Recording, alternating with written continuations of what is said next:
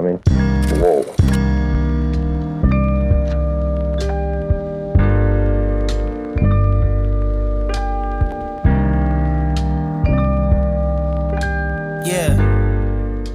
Hi everyone, welcome back to another episode of Breaking the Silence Beyond the Filters. My name is Maria, also known as the Lady in Disguise. Today's topic is inside a mental health institute. Yeah, I know, right? So guys, when you think a mental health institute, you would usually think locked doors, long white boring halls, and you'll probably think hopelessness. And some people would actually be thinking a place full of people that are running up and down, not knowing what they're supposed to be doing. But no, it's really a different place. It's really not what you think it is. So today, I'm going to be taking you to the inside of that place. I'm going to take you there, give you a picture of how it looks like, what's done in there, and what really happens. So stay tuned. And don't forget to hit the subscribe button, leave your comments, and hit the like button too. Well, the first question that you would ask me is, what is a mental health institute? It's simply a place where people struggling with their mental health can get professional help in a safe, structured environment. It's more like a hospital. Think of it like, I don't know, going to Parkland. I don't know which hospital you go to, but just think about it as going to a normal hospital. But instead of going there to be treated for broken bone or maybe for bleeding from a sore or something, it treats your mind, your emotions, the things that you go through, the things that you never are able to actually heal by yourself. Well, for instance, when I first walked in, it looked like it was very peaceful. It looked like just a normal hospital, and well, I'm one of those that expected to see people running around without their t-shirts, like with sticks, hitting each other. I don't know, like, you know, a mental health institute where you would think that crazy people go to, like your Viet copies, you know, where people say things that they're not supposed to be saying and it's chaotic and everything, but it was actually quiet. It was clean, it was in order, everybody dressed in uniforms, and it's got different rooms divided into it. And as I walked down the wall, I could actually feel the silence.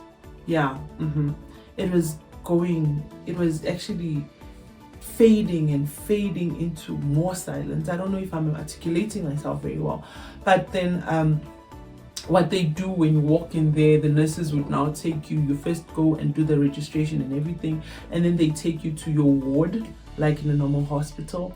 Then they've got like these names for each ward. Maybe they would call it aqua, they would actually call it Rose, Grace, depending on how they decide to call their wards. And then you would walk in there, they take you to the different rooms. They've got rooms where they've got a bedding for like 5 different people. They've got beddings for like 4 different people. They've got beddings for 3 people. They've got even rooms for where there's just for 2 people. And the last one obviously is the 1 person. The room where it's for 1, it's usually kept for those people that have got like real serious issues that need machines all over them. You know, I'll get to the different types of sicknesses in some other video if I don't cover it today, but that's how it is actually. And each room has got a toilet that you guys share, so the beds would be facing each other, and you've got your own compartment here. You've got your area where you can put your laptop, your phone, your chargers and everything. And yes, it's not jail, hence I said it's not like long locked gates where they put you in. It's not, although you're not allowed to actually go out without a pass, which is something that never happens. Yeah, it never happens. You never get the pass, by the way. But when you're inside, you do have the freedom to be on your phone, to be on your laptop and all those other things.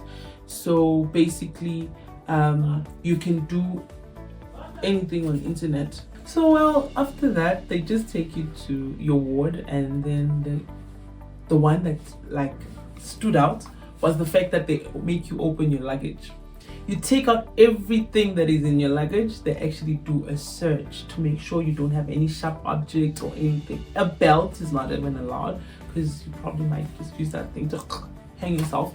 Yeah, even breakable bottles are not allowed, because I remember they actually told me that they'll take my perfume. So every time I needed to spray my perfume, I needed to go to their doors and knock, and then they'll take my stuff out and then I'll use it. You're not even allowed to have any form of medication that is not declared.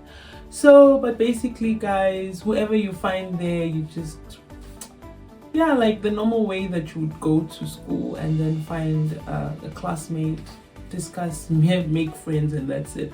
Hygiene wise, it's very clean. I don't know about the other institutes, but the one that I attended was very clean. It's very clean. And obviously you would have also the fact that your roommates are as clean as you are, so they would know that if they use the bathroom, they need to leave it clean after themselves.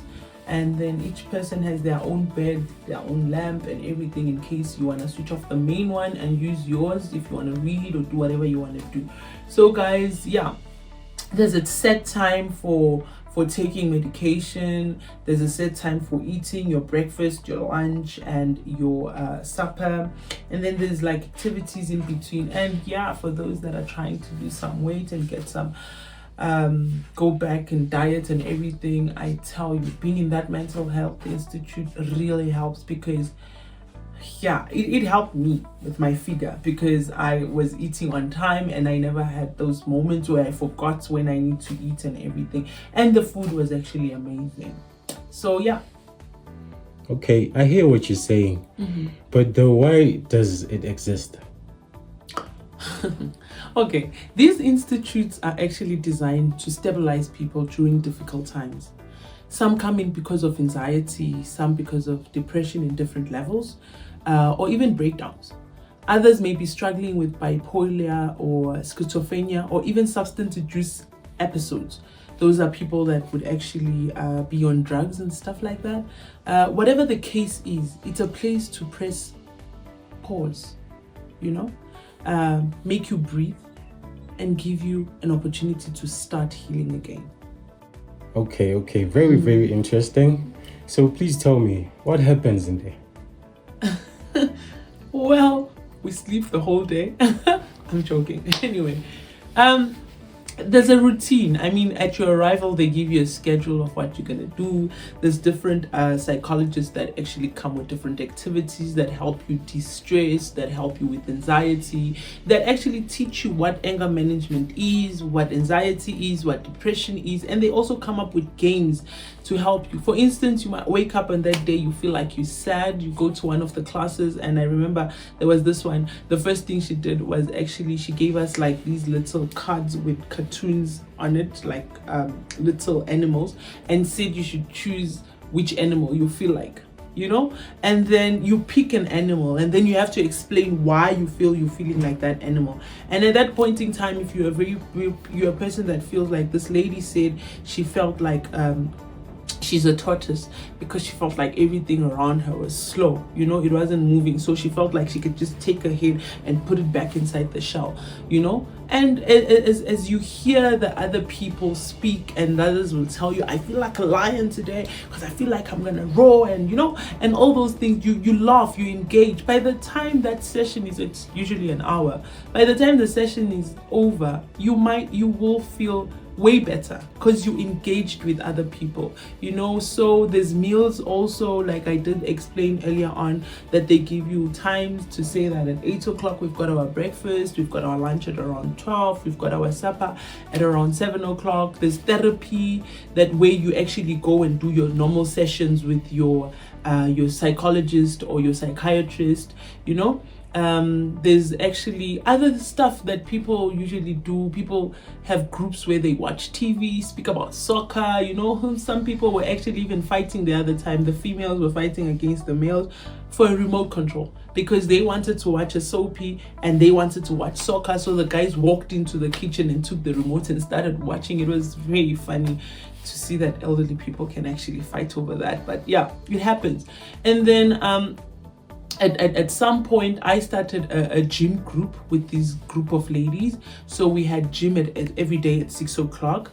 You know, it was very nice because it was actually it was amazing to see that there's people that just know gym from afar and wish to do it, but have never gotten an opportunity to do it. So I remember one of the ladies even said, oh my God, I feel sad that I'm having to leave this weekend because now I know I'm not going to be able to do this thing anymore, and I was starting to enjoy it, you know. So there's a lot of things that people can actually do, but then the main ones are the ones that actually were actually designed for you to do. You don't miss your psychiatry session, you don't miss the session with your psychologist. Every other thing you're not supposed to miss, but then you can, you know, depending on how you feel on that particular day. Oh, okay. Now I get the picture. But thing is, I think I'm also depressed, you know. So who goes there? Must I have a medical aid? I don't know, who goes there? Well, people enter in different ways. Some usually go there voluntarily, like in your situation, that you feel like you're now clustered and you feel like there's a lot happening around you, and then you decide that you want to just go and get yourself admitted because you need somebody to talk to, right? Others are referred in by doctors or family. For my case, I was referred in by a psychologist at the hospital because of a scene that I would rather leave in the books for you guys to find out why I actually got myself there. And sometimes the court steps in when somebody's safety is at risk. That is like probably when, you know, those people are suicidal and to others or to themselves, or maybe it's like people are into drugs and stuff like that and they really don't want to go there, or the family is unable to get them to go there. That's when the court would step in. But here's the truth: anyone can find themselves needing such help, and there's no shame in it, you know. You made a question about whether is it medical aid people or is it because, no, it's usually, it doesn't really matter. I think it depends on the institute itself. If you got medical aid, it just makes the whole thing easier because the medical aid would actually pay everything. But if you're saying that no, you can afford it for yourself, they actually give you the bill to tell you. And for those that cannot afford either paying or either medical aids, that's when you actually go directly to the doctor and the doctor would refer to you. I'm sure they've got public psychologists that are there, that they put them in place to assist people that actually do not work and stuff like that. Just like they have social workers in every hospital, you know, then the social worker will be the one to take you to the next level and the next level. But then it's just, I mean, I think it's for everybody. I think I'm answering your question. It's basically for everybody, and you go there whenever you feel life is life in you, life it back, you can go there. For instance, I actually had a roommate who is a social worker. To anybody would think a social worker wouldn't go to a mental health institute because they have all the answers. But it's not the case, you know, because she also goes to a particular job where she deals with different scenarios, different cases, and these things actually affects you in the long run. Not only the episodes that she's actually dealing with, but also when you compile what she has to deal with as a social worker, listening to other people's stories, and there's some cases that are actually not even resolved, or she would rather wish to resolve them in a certain way, but then the law or maybe the practice that she's actually in does not allow her to go deeper, because there's a difference between being personal, going into something personally, and having to do it professionally, and then also having to deal with your own personal issues like financial struggles that you have in the house. Maybe you also have kids that do not listen, you probably have a husband that is abusive, and all those other things, you know, they all add up to your mental state. So it doesn't really matter who you are or what profession you are in. It's a place where everybody can go there. I, for instance, came from the mining industry. For me, it was more like a memory card blockage, or when they say your memory card is full, you know, and now it needs to actually be cleaned up. That was the situation. And guess what? I didn't even realize that I had gotten to that particular point where my mind had taken all these things in and I never even had an opportunity to deal with them. But then at this one break, everything just broke apart and I felt like I was actually malfunctioning. Just like, for people that don't understand IT, you know, when a computer starts malfunctioning and they tell you need to hit the reboot button, that's what happens. You need to restart, that is what a mental health institute is. You know, you go there, you want to restart yourself. I'm not saying that all your problems go away, no, but then you are able to talk to somebody, pour your heart and let everything out, because the more you speak about it, that is actually the time that you are actually downloading everything out of your system and then to somebody else's system. I guess that's how it happens, and then you open up space for you to actually be able to start healing and understanding on how to move on. Okay, now I get the picture. The perspective is different. Not like before, because me and it's like people like are crazy down there, you know. You see a lot of people running around, not knowing what they're doing. So yeah, I get the picture now. No, I understand. I mean, that's the first impression that everybody has, you know, that probably you walking in there and it's a madhouse and people are running around. And we did have actually an incident like that where the younger group, what they do, they separate the youth from the rest of us. Not that I'm not youth, but I'm just saying, like, one of them was like a very angry child. I don't know why. He just slapped the security guard out of nowhere and he started running. So I don't know what level was that, but then yeah, it does happen, guys. It really happens, but it's not something that you see every 1 hour, or like, it's rare. It's something that happens once in, I don't know, 21 days that I was there. So guys, all in all, the next time you hear the words mental health institution, I hope you see it differently. Not a place of fear, but a step towards healing. And if you or someone you love ever needs that space, remember, it's not weakness, it's courage. And remember that healing is a very, very, very messy thing, but it is possible. And that you're not alone. There's a lot of people out there suffering from the same thing. But what makes you different is that you took a step. Well, what I'm trying to say, guys, is that too often mental health institutions are painted as a scary or shameful place to be, or unstable place to be. But the truth is, there are places of healing. Just like we go to the hospital, like I said before, for your broken arm or your leg, we can still go to a mental health facility when our minds or in our hearts are in crisis. You do not need to stay there and take in everything by yourself. You do not need to be there and let this whole thing pile up. Because listen, this is what happens. It's like you go through life and you are piling and piling and piling. Everything that happens to you, just keep on piling on top of another one, on top of another one, to the point whereby you just cannot pile anymore. There's no space anymore. And when that happens, that's when the whole system crashes. I would say it again, I like making this example. For people that are doing IT, a laptop can take as much information. That is why they would usually put the gigabytes to say this is how much it can take. That's the memory that it can take. The moment you pile more than that, that's when it will actually stop and tell you that there's no memory anymore. You either need to buy more space or you either need to offload whatever is there. So that is exactly what happens. So this institutions, these are the places that we actually go to do exactly that. You don't even need to wait until it's like in a critical situation. When you feel you can't anymore, you just gladly ask for time off from work and you go there, you reset and you come back. I had people that I was actually with there and they were telling me, oh no, we're meeting again next year in November. And I'm thinking, huh? Is this is this a rotational thing that they do? But they told me, like, this is how we keep insane, you know, because with everything we have to deal with, our memory is too small. We can't actually keep more than what we are supposed to store. So that is why we always speak to the psychologist and ask them to say, book me again for this time, because by this time I feel like it's going to be too much and I'm not going to be able to take.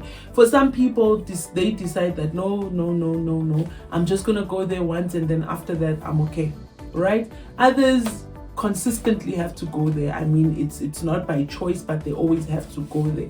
There's different stages to these things. Like with my case, they said it was severe depression, and then there's others that actually are in a state where they actually need to put them into the machines and reboot their brains, which is not a very pleasant thing to go through. So guys, if you know you are actually suffering from depression, you're suffering from anxiety, or you don't really know, because sometimes you don't know, but you just feel like I'm suffocating. That moment where you feel you can take your pillow and put your face and scream it all out. Sometimes if you do that and it doesn't work, you need to speak to somebody. Please seek for help. Let us break the stigma about mental health institutions. So guys, thank you very much for tuning in. Please don't forget to hit the subscribe button, the like button, and yes, your comments, very important. Your comments are very, very important. And I'm still saying, for those that are saying that they are ready to share their story, please share your story. Come to me, tell me that you're ready to share your stories. If you are able to sit behind this camera and speak with me, I'm here for you. And if you feel you're not ready for the camera yet, you can tell me a story and I will share it on your behalf. So just don't forget that the more we share, the more we are healing together, because this process is not a process you can do by yourself. We have to do it together. And the more we hear other people's experiences, it actually might help somebody that didn't even know that they're suffering from the same thing. So thank you very much, guys. Until next time, goodbye. You know what I mean? Whoa.